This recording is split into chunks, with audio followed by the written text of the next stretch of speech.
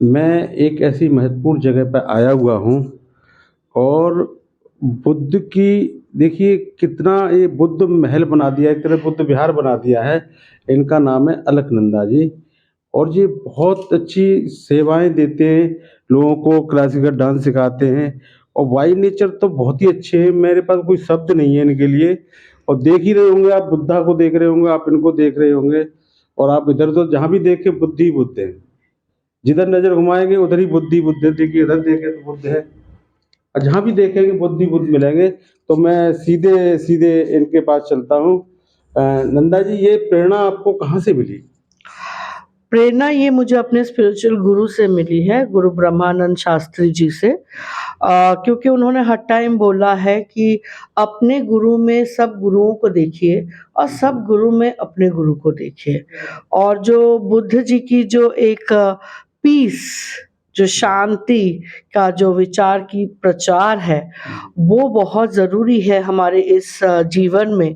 क्योंकि हम ऐसे जीवन में रहते हैं जो कि फुल ऑफ स्ट्रेस, भागे जा रहे, घड़ी से भी आगे भाग रहे हैं हम लोग। काम करना है, पैसा कमाना है, हमें ये चाहिए, वो चाहिए, पर कहीं पे शांति हम खो डाल रहे हैं। जब आपको कुछ चाहिए होता है, तो it's a give and take, तो यस। कुछ आप खोते भी हैं। जी। तो शायद मुझे लगता है वहाँ पे आप शांति खो रहे हैं और मुझे लगता है बुद्ध का अगर विचार आप लें, तो आप शांति में रहेंगे। और एक है कि नॉन वायलेंस, पशुओं के प्रति भी नॉन वायलेंस, मतलब बहुत अच्छे। इंसान को तो इंसान से कोई तकलीफ होनी ही नहीं चाहिए, जी, पर पशुओं के प्रति भी जी। एक नॉन वायलेंस का कर्म योगी बनना चाहिए। तो आपने जैसे कहा कि बुद्धा को हमें अपने गुरु से प्रेरणा मिली। तो जो प्रेरणा मिली आपको, तो आपका कहने का तात्पर्य मैं समझाऊँ कि हमें बुद्ध को नहीं मानना, बुद्ध की माननी है। बिल्कुल। है ना? बुद्ध के जो विचार हैं, जो उन्होंने हमें सिखाया है कि त्याग, अपने आप को मोह माया से अलग रख के हम इंसानियत की कैसे सेवा कर सकते हैं, जी, हम इस समाज को बेहतर कैसे बना एक बरगद के पेड़ के तरह बनो जो कि जी, झुका रहता है। जी, तो जी। उनके विचारों को अपने जीवन में धारण करना चाहिए। मैडम एक प्रश्न और मेरे अंदर जी। जनरेट हो रहा है, ज़रूर पूछूँगा। बुद्ध का कोई ऐसा विचार बताइए जब बुद्ध बुद्ध तो युवराज थे, जी। तो उनको ऐसा क्या लगा, ऐसा क्या दिमाग में आया उनके, ऐसे क्या बुद्धि टर्न की कि वो मतलब सब कुछ छोड़ करके और दीक्षा दीक्षा शिक्षा के लिए निकल पड़े थे वो।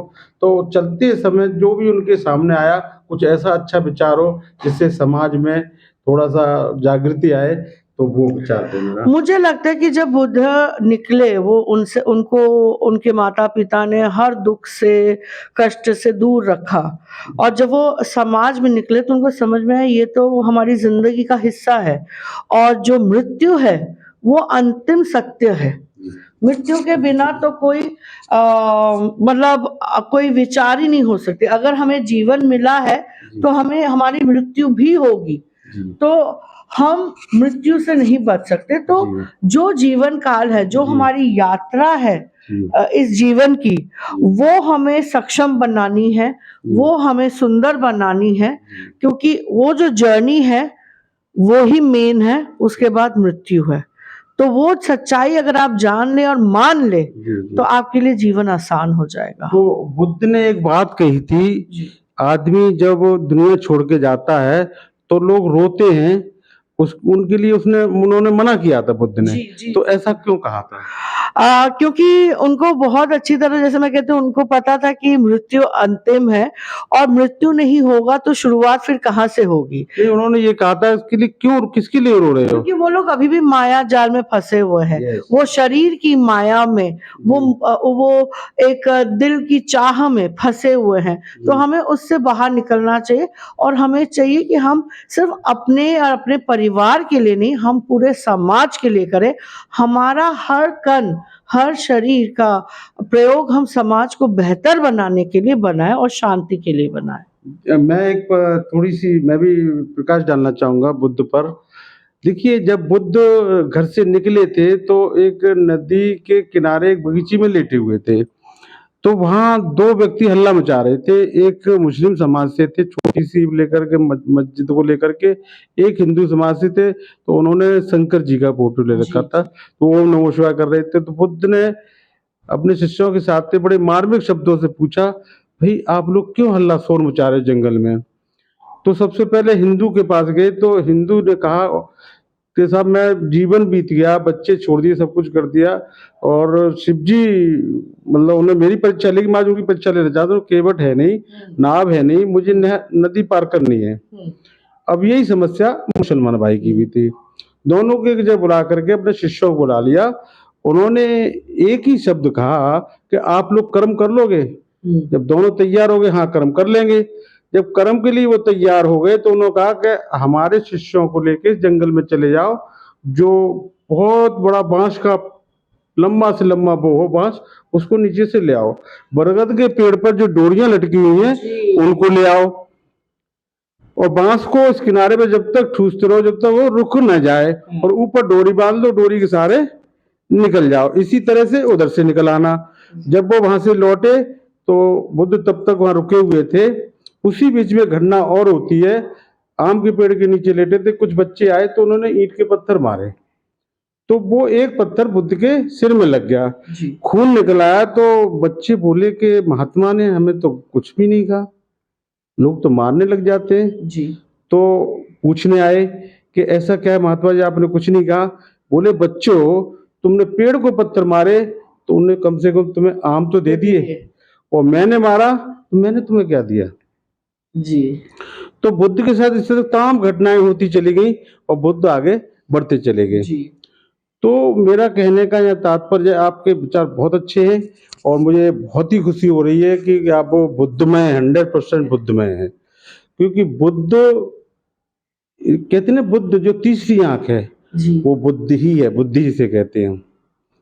लोग समझते नहीं इस तरह को जी, क्योंकि शब्द ही सारे बाकी सब बेकार ही बेकार है।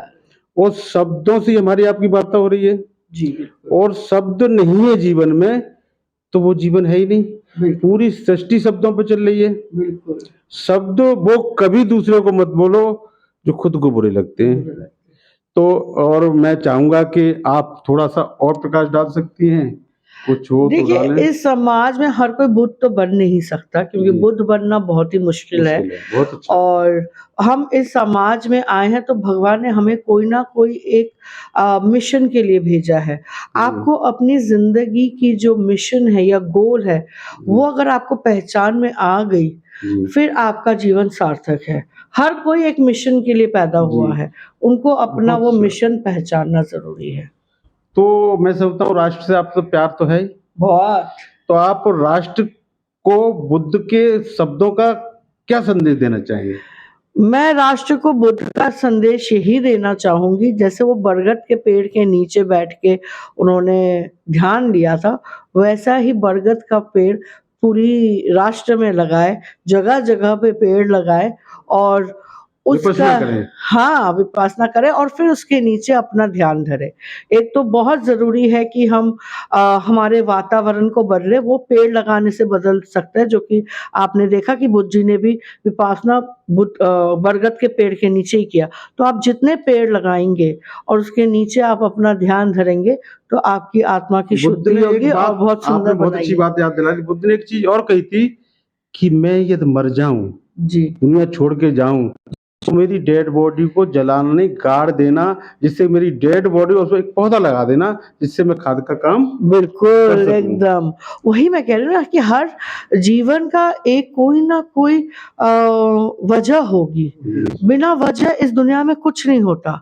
तो उस वजह कि आपका जन्म किस वजह से हुआ है, जी। अगर आपको वजह पता चल गई, तो आपका आधा जीवन मतलब आपका सार्थक हो कहने गया। का तात्पर्य मैं कौन हूँ, कहाँ से आया हूँ, मुझे क्या करना करना चाहिए है। और कर क्या रहा हूँ? बिल्कुल, ये मुझे ये प्रश्न मनुष्य जीवन क्यों मिला है? जी, जीवन तो बहुत होते हैं, पौधे बन जाओ पंछी बन जाओ जी, कीड़ा भी बन जाओ, हर चीज़ सभी का कोई ना कोई योगदान है जी, हमारी जी। सृष्टि में। यानी पर कि अगर मनुष्य जीवन मिलना है, तो उसका क्या हम सदुपयोग करें? नंदा जी एक बात और याद दिला दी आपने, बहुत अच्छी बात कही और मुझे याद आता जा रहा है।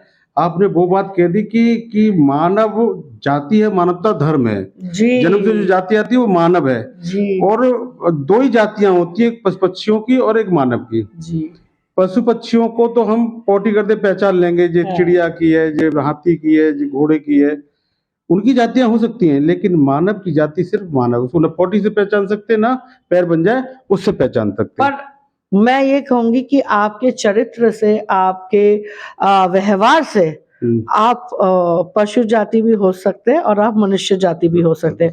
और कहीं-कहीं पे मुझे लगता है पशु जाति बहुत समझदार है, मनुष्य जाति पढ़ा लिखा होके भी मूर्ख बनता है।